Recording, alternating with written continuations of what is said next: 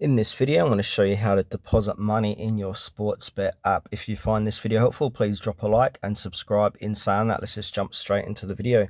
All right, so the first thing you need to do is open up your Sportsbet app as you normally would. And now from here, you want to click onto more, bottom right-hand corner of the screen, and you'll be brought to your account. And from here, scroll down and you'll see deposit. So click onto deposit. And then under select deposit method, you can click onto add new. So go ahead and click on add new. And now you've got different ways to deposit money. So you can use a debit card, Pay ID, PayPal. And you've also got a 1 to 3 day deposit options as well. So you can use BPay or bank transfer.